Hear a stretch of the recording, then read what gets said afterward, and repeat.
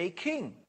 But as it happens, in fact, we know that the bees are indeed female, and they are owned, or they are headed by a queen. That's why we say the queen bee. It's also true that the Quran mentions that plants have different genders, and the winds are a means of fertilization for the plants. So in the 15th chapter of the Quran, in the 22nd verse, it says that we, meaning Allah the Creator, this is the we of nobility. Does not mean there is more than one God, of course. It is we in the sense that royalty uses the term we. It's a sense of honor and nobility.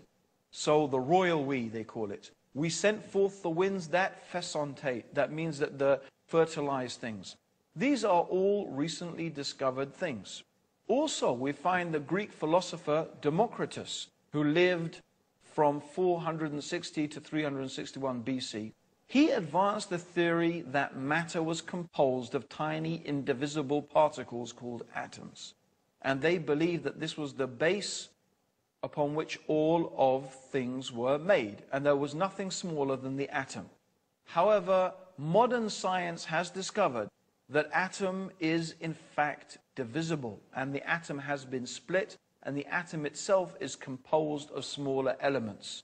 The Quran says 1,400 years ago, in the 34th chapter and the 3rd ayah, or the 3rd verse, He is aware of an atom's weight in the heavens and on the earth, and even anything smaller than that. Meaning there is something smaller than an atom. And Allah, God, is aware of it. Every single thing. There's another thing I want to mention. God mentions in the Quran some amazing things about the human beings. And one of the things is about our nerves. Here is a very frightening and terrifying passage of the Quran. It's mentioned in the 75th chapter in ayahs 3 to 4. Does mankind think that we cannot assemble his bones? Nay, we are able to put together in perfect order the very tips of his fingers. God is telling us He can recreate us on this day, this terrifying day, this frightening day, the day of judgment. He is able to recreate you, even if you are dust, even your bones, to the very tip of your finger. Why the very tip of your finger? Of course, you've all heard of fingerprinting, haven't you?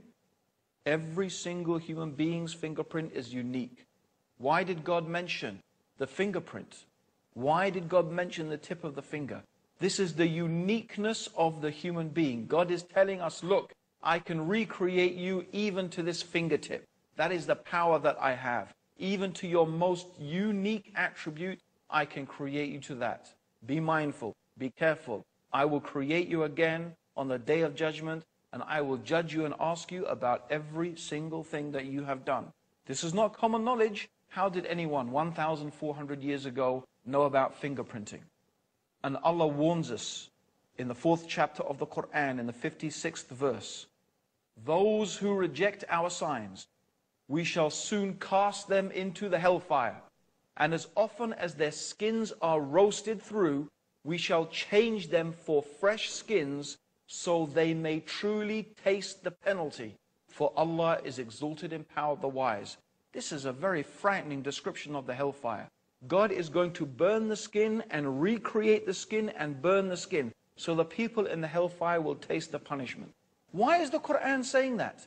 It has only recently been known and discovered that when the skin is burnt, a person does not feel any pain. That's why when a person suffers severe burns, a doctor will prick the skin to see if the person feels pain. If he feels pain, there are still nerve receptors left. If he does not, that means his skin has been so badly burnt, he cannot feel pain.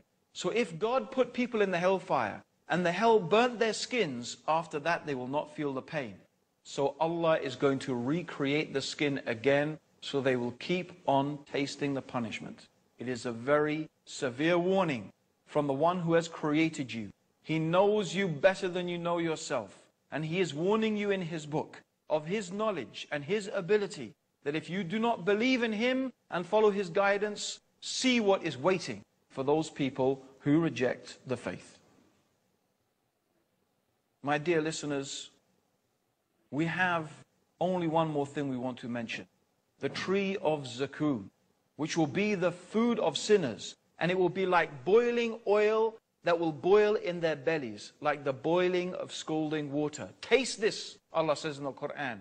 Verily you are pretending to be the mighty, the generous. Look at those arrogant people, pretending to be mighty, pretending to be generous, but taste the tree of Zakum that will boil in your belly.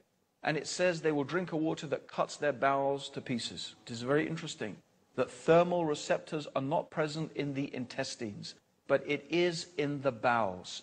And the contents and the receptors in the bowels are highly sensitive. It's a very, very sensitive area, and that is where pain is initiated.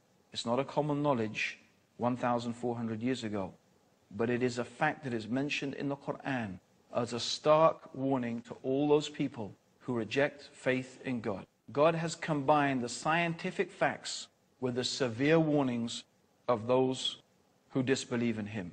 Our invitation is to invite you to His mercy, to His guidance and His forgiveness by accepting these truths, the proof that Islam is the truth. Join us in the next episode for some amazing prophecies of the Prophet Muhammad and the Quran. And until then, may God's peace and blessings and guidance be with you. Assalamu alaikum wa rahmatullahi wa barakatuh.